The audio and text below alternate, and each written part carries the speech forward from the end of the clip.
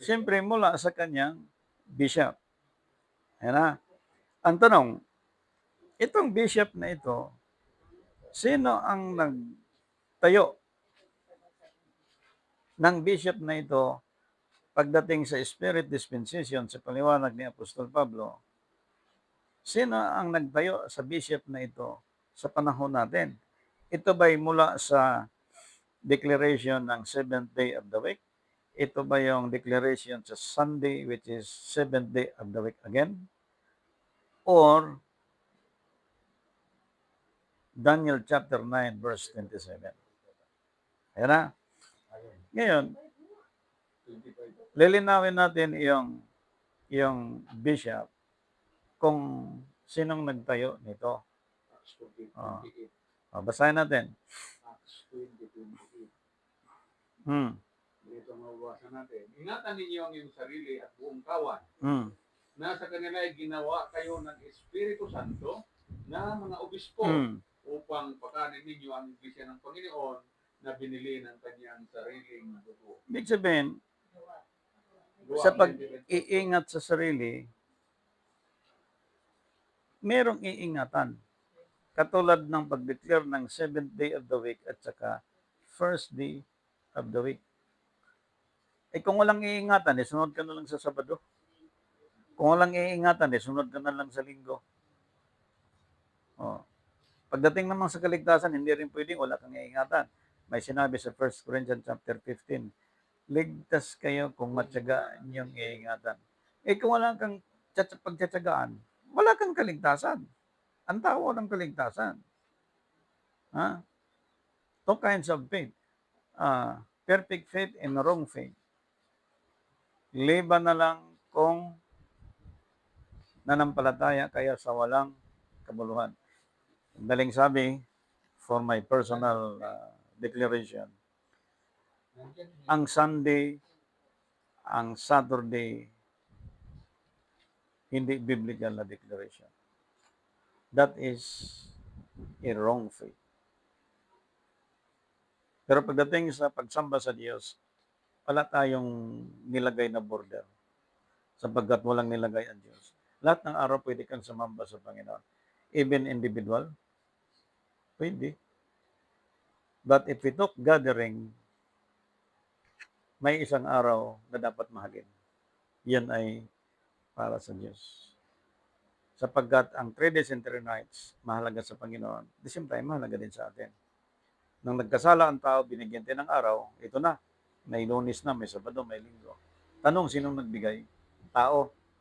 Pag tinignan mo 1 Timothy, kinasihan ng Diyos ang kasulatan upang magamit sa pagsansala sa paggawa sa gawa ng mabuti. Tika, sulat ng Diyos, sinulat ng tao. Hindi ang ating interpretation ay ito puspos ng Espiritu Santo. Ibig sabihin, pag puspos ng Espiritu, ang taong ito ay nagsusulat siya na ang sulat ang nag-guide sa kanya, banal na Espiritu. Okay. Ito bang sumulat ng banal na Espiritu na mula sa Diyos, itong taong sumulat na ito, ano ang practice niya sa mga lingguhang pagsamba sa Diyos? Sapagkat mayroong permissive will ang Panginoon. Okay. Sinong makapag-trace ngayon na yung sumulat na yon ang kanyang pagsamba ay linggo? Wala. Sinong makapag-trace ngayon na ang Saturday ay 7th day of the week?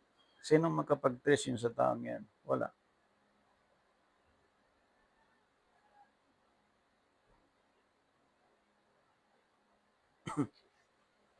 Kaya merong pag-aaral sa Biblia na kailangan word for word makita mo, mabasa mo. Kasi po, sa ibang mga professor na kausap ko, mapanganib ang word for word na paghanap sa Biblia. Ako agree doon. Kasi ang tao naghanap ng word for word, yun yung mga taong to see is to believe. Sa Spirit Dispensation, ang tao, believe first and you will see. Pag ganyang mentality, hindi ka maiinip. Kuha natin. Okay. Isang checking pa. Lucas chapter 1, verse 79. Lucas chapter 1, verse 79. Upang liwanagan ang mga kalugmok sa kadiliman Hmm. at sa diliw ng kamatayan, Hmm. upang itumpag ang ating mga paa sa daan ng kapayapaan. Hmm. Pagtumpak ng Diyos sa daan ng kapayapaan, pati lilim ng kamatayan, ililinaw. Oh. Hindi pwedeng ang tao mamatay lang. Na namatay lang siya, na kumain siya ng maraming panahon, nag-aral siya, nagtapos ng edukasyon. Pagkatapos, ganun lang nangyari. Ang paglilingkod sa Diyos, hindi niya nasundan. Ang pagsunod sa kalooban ng Diyos, hindi nasundan. Pagkatapos namatay, tapos mag-preach ka ngayon, sasabihin mo, una-una lang talagang tao. Diyos lang nakakaalam. Hanggang doon na lang ang mga teaching. Samantala, sa spiritual phase, pati lilim ng kamatayan, magkakaroon ng linaw. Sa tao, yung destination niya from the very beginning, as a Gentile before, ikulong mo na siya sa kasalanan. Oh, marami nang nagkasala dyan, anong klase-klase man. Pagkatapos, ilabas ka ngayon ng Diyos. Like, sa time ni Moises, mula sa Ehipto, nalipin sila ng more than 400 years. Nilabas sila ngayon sa Wilderland and the Promised Land. Ito rin yung destination natin. Gentile, and then nilabas tayo through Jesus Christ. Alipin sa kasalanan, nilabas tayo ngayon sa pagpakabanal. Yan. So, magmula nung siya ay lumabas mula sa kasalanan, magsisimulang ituturo sa atin ilang taon ka sa ministry, ano bang doktrinang kinatayuan mo ngayon? Ito bang pagsamba ng mga araw, biblical ba yan? Lahat gumagamit ng Biblia. High-tech na nga ngayon, di cellphone na nga eh. Isang pindot lang. Dati, papawisan ka muna. Saan bang versikulo? Saan bang chapter yun? Ngayon, itatype mo lang yung topic. Bang! Labas ka agad. Pananampalataya, oh. Hope, oh. Bilis lang, ang dami. Bibigyan ka na kagad ng napakadaming verses. Ang bilis na ngayon. Iba ng teknolohiya ngayon, napakabilis na. Ililinaw hanggat sa siya'y pumikit ang mata. Tama bang ipanalangin pa siya ng 9 days? Tama bang ipanalangin siya ng 40 days? Tama bang pag-usapan pa natin ang patay? Okay? Ang ililinaw dyan, bago siya pumikit, ito ba'y nag-accomplish na sa mundo? Okay, nag-accomplish. Saan kaya ang destination niya? Eternal life o eternal death? O, di dapat bago siya pumikit, hindi siya namatay sa cancer, hindi siya namatay sa anumang klaseng sakit, kundi nag-accomplish siya sa mission. Tulad ng ginawa ng mga apostol. Pinatay sila, patiwarik, pinako din sila, patiwarik, hinatag sa kabayo ang katawan na hati. O, si Esteban pinagbabato, pero nagpuri siya sa Panginoon. Hindi siya gumante. Eh sa ating panahon, makarinig ka lang ng sigaw, bulabog. Parang gusto mo nang mangurot eh. Ibig sabihin, may mga tao talaga na hindi pa nakapagpahinga. May mga tao pa. I hope mapag-aralan natin yung mga bagay na ito. Sapagkat ang spiritual peace, ito yung paraan ng Diyos para lahat ng Christ believers na lumapit sa Kanya, bibigyan niya. Siya magbigay, bibigyan ko ng kapahingahan. Kaya same din dito, yung tao habang nabubuhay, pati lilim ng kamatayan, ipaliwanag sa kanya yon tungkol sa spiritual peace. Kasi pag pinag-usapan ng kamatayan, yung eternal peace, sabi nga ng iba, kung gusto mo ng tahimik sa sementeryo, tahimik na naman doon. Pero paano ka manahimik doon? May suporterero, binubungkal doon ng mga kinukuha, yung mga damit, kinukuha. Ay, ang dami ng sindikato ngayon sa sementeryo.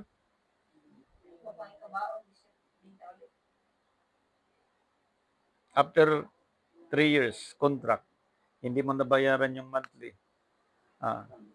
tanggalin yung buto, ilipat sa isang lugar. Pagpunta mo, wala na. Ang akala mo, nasira lang siguro to. Silak-silak ka dito sa pansyon, yan pala ang buto doon, hindi nasasawa mo. Sige, dangoy nga dito sa bibingan, yan pala yung buto, hindi na. Linin ng kamatayan pinag-uusapan. Hindi lang siya isang paraan na ang tao maglingkod sa Diyos para siya pasaganain. Hindi. Magmula nung siya naglingkod sa Panginoon hanggat pinasagana siya hanggang sa dulo ng kanyang buhay. Pinag-uusapan yun.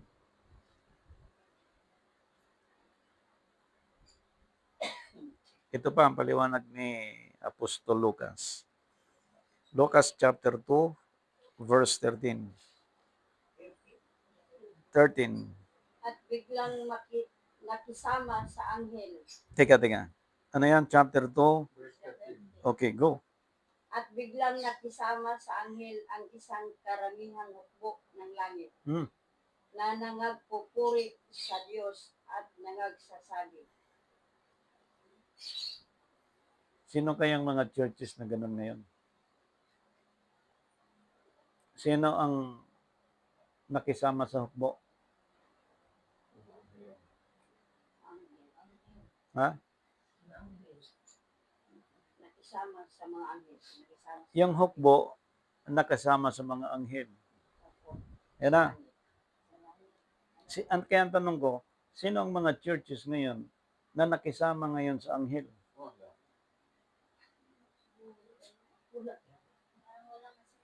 Ang Sunday, hindi first day of the week. Ang Saturday, hindi seventh day of the week. Hindi siya biblical at the same time. Sino ngayon ang hukbo na nakikisama sa anghel?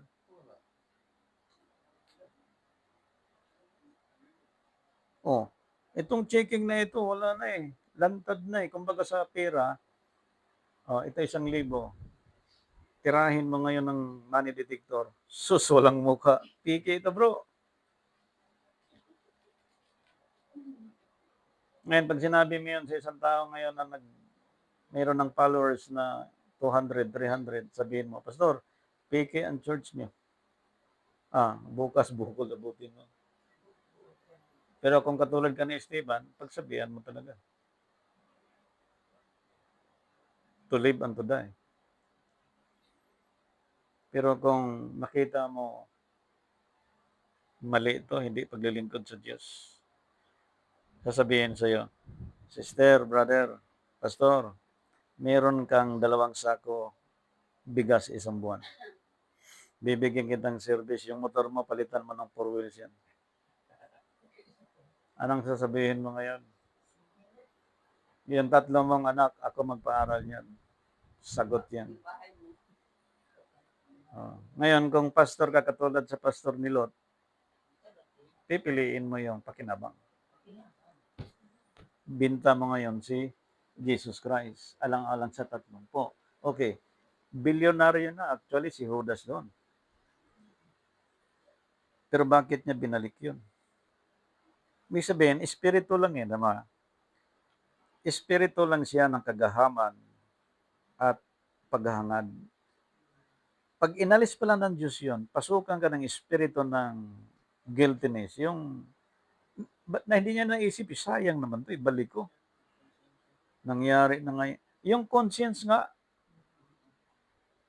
pag pinasok ka pala ng espiritu na yon, ang hirap na palapigin. Ang ginawa ni Judas, nawala sa kanya yung espiritu na, bilyonaryo na ako nito. Yaman na ako nito. Patay na ako sa tiris nito. Hindi. Pinasok siya ng konsensya. Yung conscience na yun. Na parang sinabi mo sa time natin ngayon na, sayang, sana ginawa ko yun. Sana hindi ko ginawa yun. Sana napigilan ko yung sarili ko. Ang hirap nun. Halimbawa, nag-decision ka na like Judas. Mabuti si Judas time, nag-iisa lang. Ngayon, halimbawa, nag-decision ako. Sasabihin ngayon ng aking wife, wag, panalangin mo na sa Diyos. O di mapigilan ako. Kung nag-decision ako, itong decision ko, sasabihin ng asawa ko, sige. Go. Wala na siyang pakialam kasi inisip niya, pupuno ang kanyang wallet eh. Kahit sinabihan ka na sa Diyos, kahit anong mangyari, huwag kang aalis sa gitna. Sinabi sa'yo, opo, anong boses narinig mo? Boses po na dumadagundong. Sabi ko, boses ng Diyos yun. Bakit? Dinanas ko eh. Narinig ko ang boses ng Diyos. Ba yan ang nangyari? Pinapipili ngayon ni Abraham si Lot kung saan siya. Hindi pinili ni Lot sa tingin niya, doon mabuhay ang kanyang mga alaga. Ngayon, anong history ngayon ni Lot? Mula noon hanggang ngayon. Naging maganda ba sa panahon natin? Kaya yung example na ito, kahit sa time natin, hindi magpa-prosper ang ganong mentality. Kaya nakakaawa lang ang mga followers na hindi nakaabot sa aral na yun. Kasi talagang magkakaroon ng spiritual and physical divisions. Bibihira makasurvive niyan.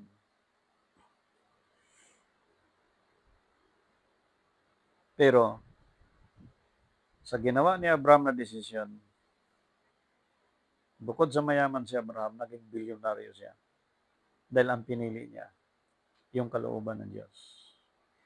Hindi siya by intellectual mind ang ginamit niya para mag-decide siya. Kaya yung decision mula sa Panginoon. Okay, ang matira akin. Piliin mo na tira akin. Kaya nilagay si Abraham bilang ama ng pananampalataya na ang kanyang standing, believe first and you will see. Kaya ano man ang paniniwala ng tao ngayon sa panahon ngayon, ano mang mga churches, itong checking. Itong checking ngayon. Sunod, 14, tuloy mo, verse 14. Lucas chapter 2, verse 14. Luwalhati sa Diyos sa kataas-taasan, Oh. sa lupay kapayapaan, Hmm. sa mga taong kinalulugdan niya. Yun. Kapag nagluwalhati ka sa Diyos, nasunod mo ang kanyang kalooban. Dito sa lupa, kung magkagulo, sa lupa ay ang bibigyan lang ng Diyos ng kapayapaan, yung mga taong nagbigay ng kalulatian sa Panginoon at the same time, kinalugdan ng Diyos. Yung mga taong nagbigay ng kalulatian sa Diyos na hindi sumunod sa traditions of men, sila ay kinalugdan ng Diyos. Ang mundo hindi magbigay ng kapayapaan. Ang delay ng inyong senior, ang delay ng inyong pension, kahit mag-delay yan, masaya pa rin kayo. Darating ang araw, itutugma pa rin kayo ng Diyos yan. Kasi ang kapayapaan ng Diyos, sagganang magbigay yan. Kaya lang, mag-antay ka lang. Kasi ang mundo, may delay, may traffic, may aksidente, may trouble. Ano dyan lahat ng problema sa daigdig? Oh. Yan na, mga kapatid. Ngayon, kung kinalugdan ang mga churches ngayon ng Diyos, adi dininig na ng Diyos yung problema. Ang bansa sana natin, ang mga leader sana natin, ang mga information na dumating, good news.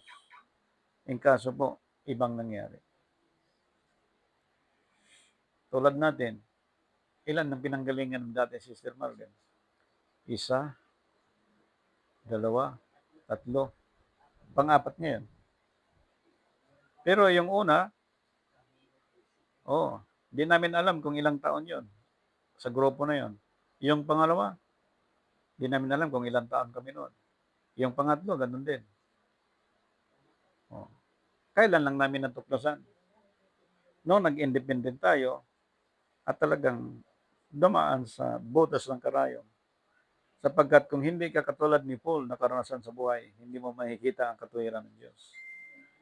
Kaya hindi pinag-uusapan dito, ang asawa mo malinis, na lalaki, babae, kayo yung perfect family, wrong. Walang matuwid na isa, lahat nagkasala laban sa Diyos. Di bale naging masama ka noon, naging kalaban ka ng Diyos noon, hindi mo pa alam ang katotohanan. Ngunit nung binago ka ng Diyos, naglingkod ka at lumabas ka sa tradition ng daigdig nito, guguluhin ka ng daigdig, papadalhan ka ng kapayapaan mula sa Diyos. Ang nasa daigdig na ito na nagpupuri sa Panginoon, nagluwalhati sa Diyos, sila ay bibigyan ng kaluguran sa mula sa Diyos. Oh.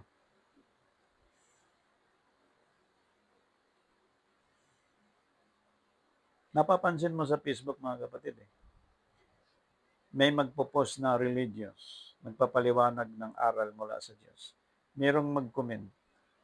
Yung comment, daig pa yung masamang tao Pero kung titingnan mo, may church na pinaglaban. Ibig sabihin, matagal na sa paglilingkod yun. Hindi napayuhan siya ng leader nila na huwag mag-comment ng ganon. Kaya magtaka ka mga pastor na rin yung iba Kinikriticize yung aral dito, yung aral doon, kinikriticize. Kaya mapansin mo, hindi pa na-receive yung spiritual rest. Basta sa Panginoon lang, puri. Minsan pa nga yung iba yata, kundi ako nagkakamali, ganun din lang ng kamay. Tumba.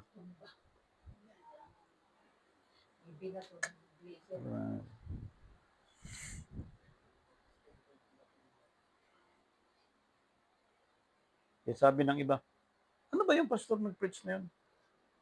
Ang layo namin, ba't narinig ko yung sigaw? Ayun, away. Inisip nila, siguro anointed yung taong yan. Ay gusto ko rin yun. Ay di, nung kinausap natin, ay ibang style. Aagawin yung church. Anong klaseng bla bla bla ito? Anong klaseng anointing na meron? Kaya sabi ko, napakapanganib na pala ngayon kasi may mga taong mahilig sa ganon. Tapos, tumba. Sabihin, ang galing talaga ni pastor. Anointed yung pastor na yun. Sabi, tinanong ko lang. Sabi ko, naniwala ka na tayo naligtas magitan ng dugo ni Kristo? Sabi niya, hindi. Sabi ko, praise the Lord. Ang klaseng anointing to. Dinisiplina ka na nga ng Diyos para tumuwid kung anong ginawa mong kalukuhan laban sa Diyos. Ngayon, uulitin mo naman, umanda ka sa sunod na wrath ng Diyos. Tapos na problema ka rin pala, manghingi ka sa tao. Sabihin, bigyan mo kami ng ganito bro, kasi kailangan, dapat behave kayo. Yan po ay aking personal experience. Baka kayo. So, isa pa. Tingnan natin. John chapter 20 verse 19. Yung pagtitrace natin po sa katunayan, chapter 20 verse 19. Kung sino ngayon ang dumaan na sa spiritual peace. Ng araw na yaon, unang araw ng sanglibo, at nang nangagpinit at pinit, nangagpipinit ang mga pintong kinaroon ng mga alagad. Dahil sa katakutan, mga Hudyo ay dumating si Jesus at tumayo sa gitna. At sa pinalay sinabi, kaya kapayapaan ang sunay niyo. Sipin niyo po, saan tumayo si Kristo? Sa dulo? Siyempre, pumasok sa pinto.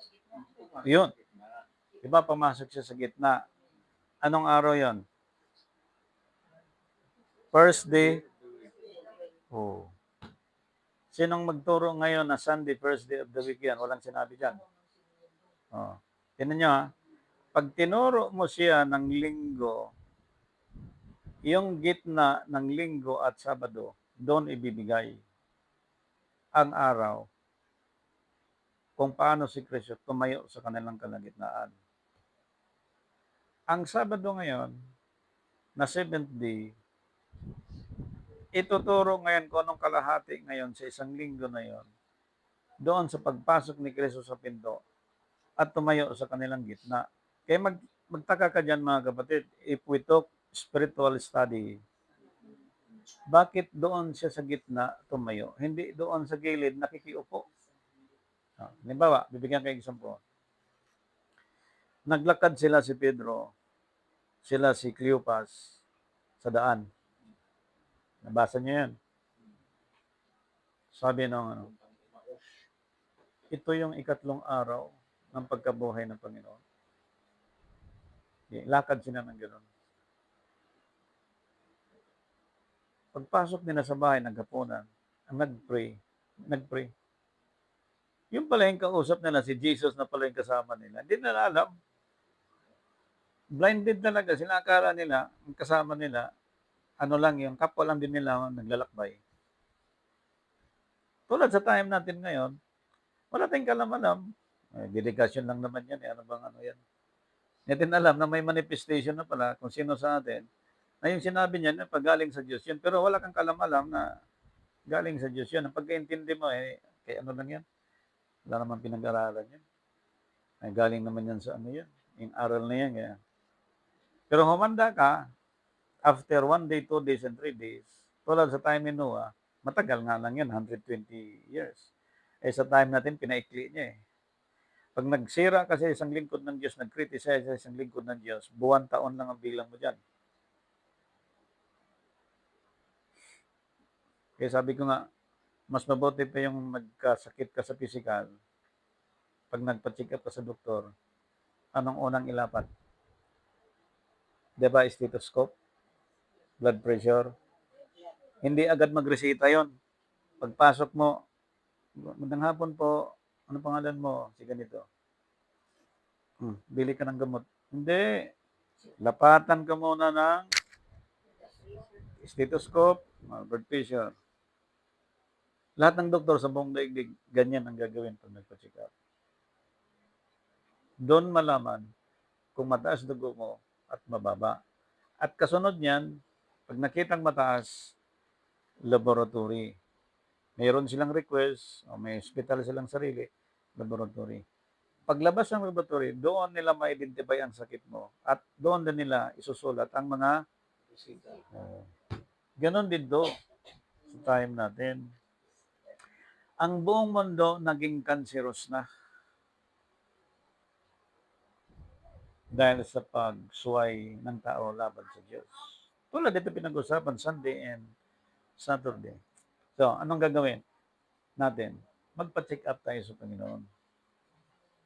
Atin din ang gawain, nagkinig tayo sa aral ng Panginoon. Anong ngayon ang payo ng Diyos? Laboratory. Baptize ka na ba? Hindi pa. Okay, pabaptismo ka. O ito ha, mga proseso ng Diyos ngayon. Okay, tapos na. O, ibig sabihin magaling ka na. Hindi ka na pwedeng magkasakit. O, wala kang sakit. Physical. Pag nagkasakit ka ngayon sa spiritual, pag nagpa-check up ka, ang doktor hindi na nila matrace yan kung anong klaseng sakit. Kaya minsan, pag binigyan ka ng resita, hindi naging epektibo sa iyo kasi hindi angkop doon sa sakit mo. Dahil ang akala ng doktor, physical disease or sickness. Pero kapag spiritual po, ang hirap pagalingin yan. Kaya yung iba tumatakbo kay amang, kay inang, kay spiritista, kay albularyo, kung sino-sino. Baka sakali. Diyos ko po, buhay natin noon yan. Ang daming born again na ngayon ng ganyan. Takbo, sa ganun takbo ito. Kung saan ang balita, magaling siya.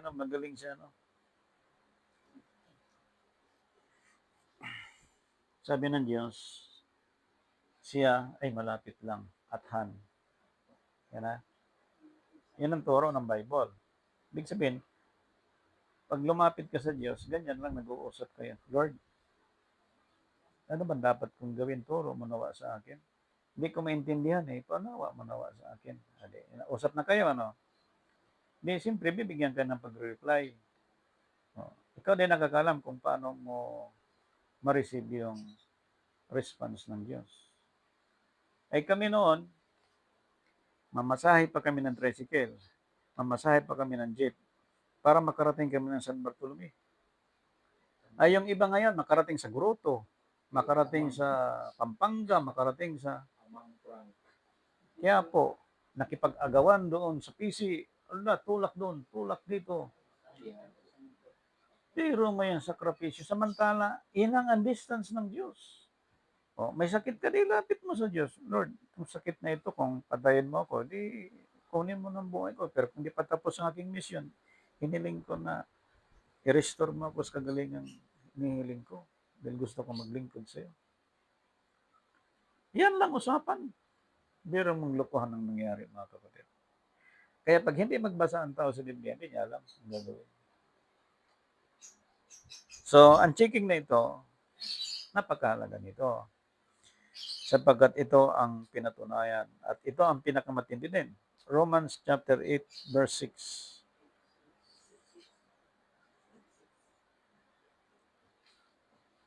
Chapter 8 verse 6. It's it.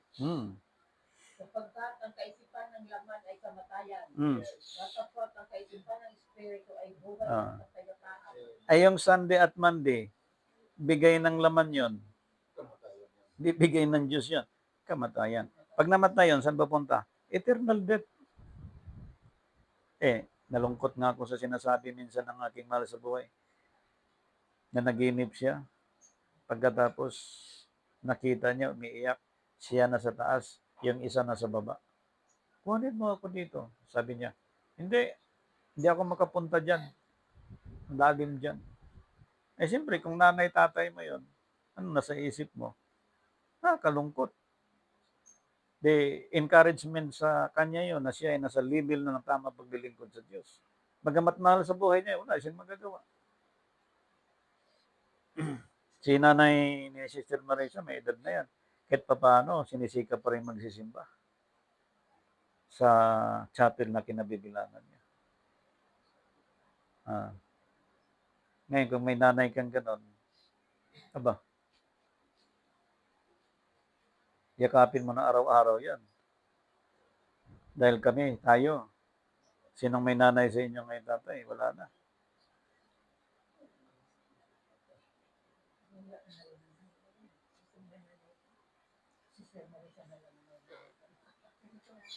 Anong sabi ng scripture?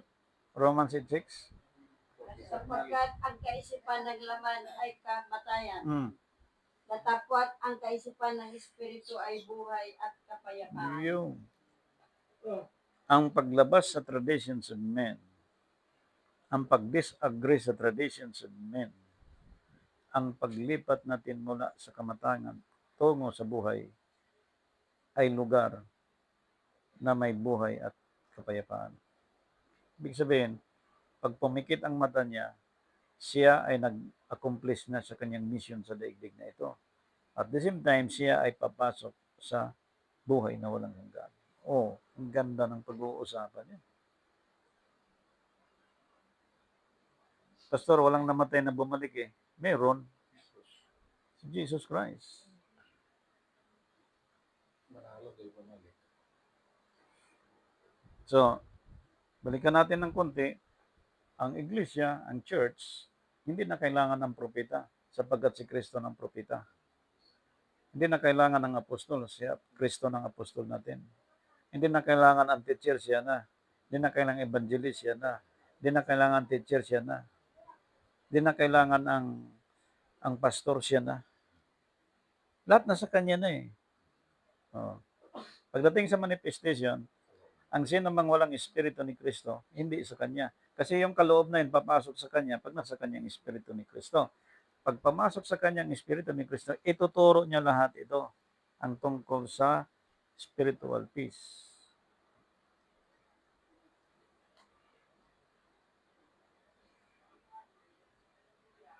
Sabi ng isang kapatid, hindi kami natuloy. Hindi na namin tinatanong bakit. Kita mo ba, sister, yung pinag-aralan? Opo.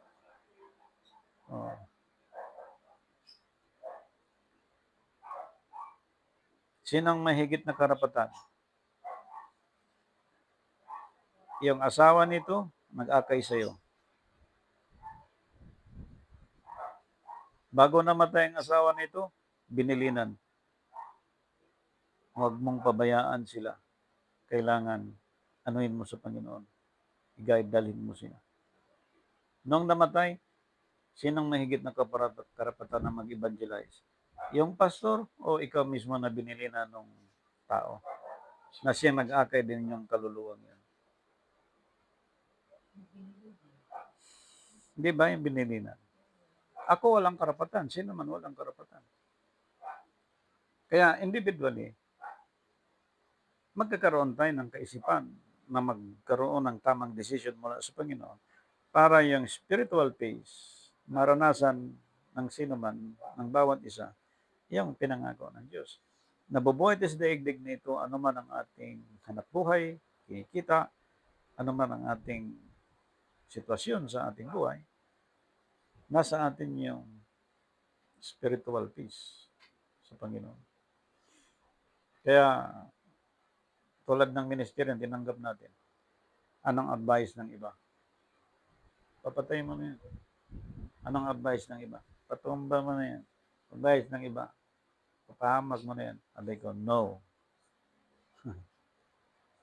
Ang kailangan gawin, karapatan at kaayusan. May buhay din yan. So,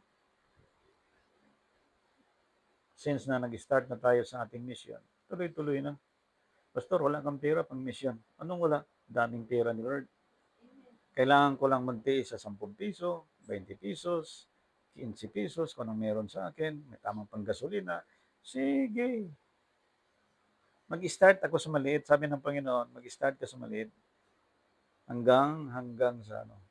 Ang pagkatiwalaan sa maliit, pagkatiwalaan sa doon tayo, minamold ng Diyos, magmula sa pinakamaliit na bagay. Ngayon, nung nagkaroon ng struggle, ang ministry ng Panginoon kasama ng mga apostol, talagang may struggle talaga, may pagsubok talaga. Ang sabi ng Panginoon kay Pedro, ikaw, alis din. Hindi siya nabi ng Panginoon, umalis ka.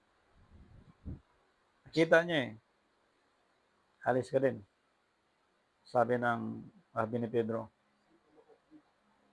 saan ako punta, Panginoon? Ikaw ang may sabi na may buhay na walang hanggan. Sa ating grupo, anong unawa binigay sa atin ng Diyos? Di ba Jesus Christ government? Sino nagsabi ngayon na may Jesus Christ government ang ganong mga churches? Wala Kaya dito mo ma-trace ang iyong sarili kung saan ka talaga nakadestinate. Pag sinabi ko ngayon ikaw, alis din. Umalis sa atin, bumalik. Anong nangyari sa taong yan? Ba't bumalik yan? Nung bumalik, susyong pala. Ang laman ay sa kamatayan. Sabi ko, Lord, itong taong ito mukhang hindi tama ang espiritu. Inalis ng Diyos. Ano yun may yung isang kasama na tayo sa buhay na walang hanggan, halimbawa, tapos kasama mo sa kamatayan, ay bit-bit siya ng gamit, alis. Ay, salamat sa Diyos, inalis yun. Kasi tayo mabait. Sis, ganito po kasi. Sis, ganito po kasi. Ganun ba? O sige. Palibasa, mapagbigay si Sister Bilya, go. Palibasa, Sister Arceli, Sister Marina, Sister Marina, Sister Ina, go. Yan pala, without knowing, ginagamit ka lang. Galit tayo sa manloloko, pero mostly, ang lumaloko sa atin, mga kapatiran sa pananampalataya din. Pastor, ang dami nang nangyari ng ganyan. Okay, million na po yan Kaya may checking. Hindi porke servants of the Lord, may revelation ka, may understanding. Pagdating sa checking, hindi pala pasado. Kaya nga ang example sa tao, kailangan mag-aral, and then, after how many months, may examination. Tama? Pag pumasa ka, next level. Subukan mong hindi ka pumasa ng grade 1. Mag-grade 2 ka ba? Ay, ewan ko lang kung sinong teacher na yon. May teacher na galing-galingan. Hindi niya pinasa ang estudyante. Binagsak niya ang estudyante. Ang estudyante, binagsak lang niya sa papel. Pero yung teacher, binagsak sa baril. Patay. May balik pa ba ng teacher ang buhay niya? Dahil doon sa pagbagsak niya sa estudyante. Ang estudyante, pwede pang pumasok next time yun pagkabait na siya doon. Pero yung teacher, bagsak talaga, isang bala eh. Basag yung ulo. Ganon din sa paglilingkod sa Diyos. Okay. Merong goats and sheep. Sa church, talagang halo-halo. May magulo, may tahimik, may simple lang, may talagang may flexible. Halo-halo yan. Tulad sa time ni Moises. Napuno ngayon si Moises kasi nagreklamo ang mga tao. Moises, dinala mo kami sa inang para patayin, sa guto, sa uhaw. Hingi siya sa Panginoon tubig. Bigay ang Diyos. Karni na naman. Kasi nakakasawa din kaya puro na lang gulay, tanglad, puro na lang tsaa, puro na lang mga sabaw-sabaw, wala namang makain. Kasawa din kaya, okay, bili ka na 3 kilo, 4 na kilo. Di alam ng Diyos ang weakness nila. Paulan siya ng pugo. Sagana sila sa karne. Sa galit ni Moises, sige na lang ganong problema. Di ito na. Balik na naman uli. Walang tubig. Sabi ng Diyos. O sige Moises, sabihin mo sa tubig. Lumabas. Lumabas ka tubig. Sa galit ni Moises, pinalo yung bato. Sometimes na mangyari sa atin. Focus ka sa paglilingkod, subukin ka lang isang bagay, bibigay ka. Instead ang blessing po, mag-apprehend. Nagkaroon ng stop.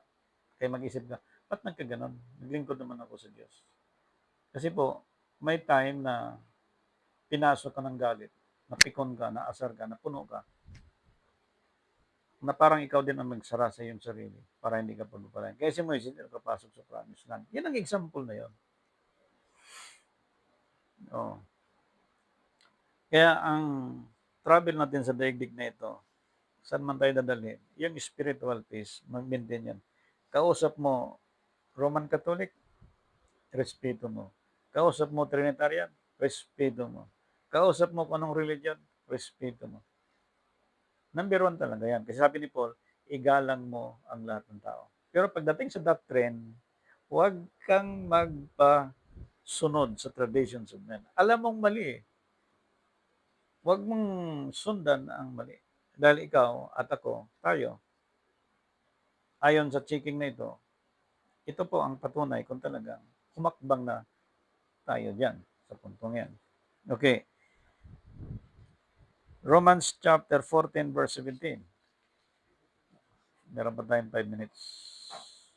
Sapagkat ang karya ng Diyos ay hindi ang pagkain at mainom, kundi ang katuwiran at ang kapayapaan at ang kagalakan sa Espiritu Santo. Gagawa ka lang ng katuwiran, masaya ka lang sa tamang paglilingkod sa Diyos. Yan ang kakayaan ng Diyos. Hindi na yung nasa Amerika, nasa Tamayong, wala doon. Kaya sabi doon, kung may nagsabi niya ng Panginoon doon narinig, huwag kayong magpaniwala. Masaya ka sa pagsiserve sa Panginoon by your ministry that you receive comes from God. That is the kingdom of God. Nag-enjoy ka sa ministry, nag-enjoy ka sa paglilingkod sa Panginoon, that is the kingdom of God. Oh.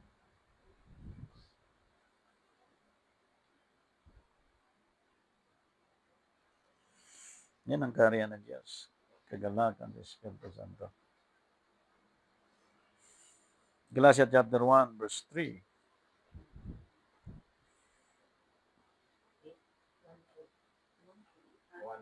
Galatians chapter 1 verse 3. Sumasa inyo nawa ang biyaya at kapayapaan mula sa Diyos Yes. na Ama. Sa ating Panginoong Jesucristo. Oh. Yan ang bili ni Paul doon sa mga tao na nakareceive ng spiritual peace. Yan ang basbas ni Paul. Oh. Bago ka aalis, bago tayo aalis, bago tayo mag-decide, may basbas na si Apostol Pablo. Kaya lahat ng church, lahat ng leader, ginagamit yung sulat mula sa Diyos, sulat ni Apostol Pablo, kasi may basbas na siya.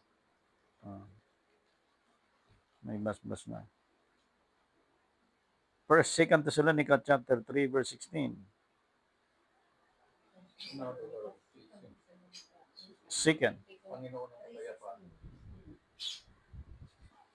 3:16. 2 Thessalonica chapter 3, verse 16. Ngayon ang Panginoon din ng kapayapaan ay magbigay nawa sa inyo ng kapayapaan Oo. sa buong panahon at sa lahat ng paraan. Oo. Ang Panginoon ay sumasa inyo nawang lahat. Amen. Buong panahon ng Father Dispensation, buong panahon ng Sonship Dispensation, buong panahon ng Spirit Dispensation.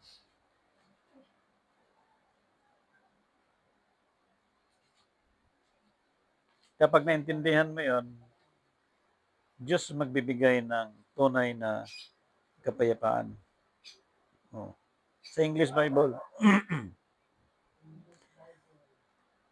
Now the Lord of peace himself give you peace always by all means. oh, The Lord be with you all. the Lord will be with you all. All. Kaya yung peace spiritual, yan kaya ay nasa lahat ng churches ngayon. All. Ang tinutukoy na all, yan lang mga tao na may spiritual peace mula sa Panginoon. So, ang tanging gagawin ng mga taong tumanggap ng spiritual peace sa Panginoon, okay, bakit siya walang sakit? Para magkaroon siya ng mission sa Panginoon. Bakit siya malusog? Para magkaroon siya ng mission sa Panginoon. Pastor, ano ba yung mission? Maglalakad? Sasakay? Magta-travel? Kahit nakaupo ka at may ka-text ka, ng ka-text mo may approval sa mission, may kasundo ang maluwalhati ang Panginoon. Mission din yun. Lalo na kung humakbang ka, lalo na kung magta-travel ka, lalo na kung meron kang binili na pagkain para sa kanila. Na sa isang mahirap, na talagang mahirap, mabigyan mo lang ng isang pirasong damit. Hindi niyang masabi sa iyo ang pasasalamat sa puso niya.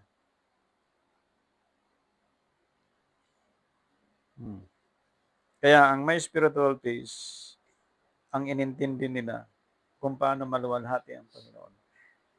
At pag nagawa ng mga tao, magbibigay lugod ang Diyos sa mga tao na nanahan sa ibabaw ng daigdig, mayamat mahirap, at merong spiritual peace. Hindi siya apektado sa mga negative issue, sa mga news, sa radyo, Facebook, YouTube, anumang mga panganib, hindi siya maapektado. So, ang atin pong pansamantalang pagtapos sa ating pong pagbabahagi sa salita ng Diyos, ito po yung checking mula sa pinag-uusapan nating tumupad sa Sabat ni Kristo, yung mga araw na ating binanggit kanina, at yung nag-declare din po ng first day of the week at seventh day of the week. So, marami na pong gumanap dito, ngunit dito sa checking nito, ito po ang ibilin nating isang malaking katanungan na pinaka-subject sa lahat ng church na kailangan pag-aralan, especially sa mga leader, upang ipakain ng mga pastor sa mga churches yung pagkain hindi napapanis. So, sa hapong ito, atin pong pinagdiwang ang Sabat ni Kristo, hindi na sa 24 hours, kundi sa oras kung kailan po itinakda ng Biblia na doon sa ika-siyam na oras, nalagutan ng hininga ang Panginoon. So, inarrange niya ang 7th day from Monday to Sunday ng kalahati ng Huwebes, which is bukas. Inarrange din niya ang Sunday to Saturday na ang kalahati nun ay ngayon. So sa Diyos po ang pinakamataas na papuri. Happy Christ Sabbath and God bless to everyone.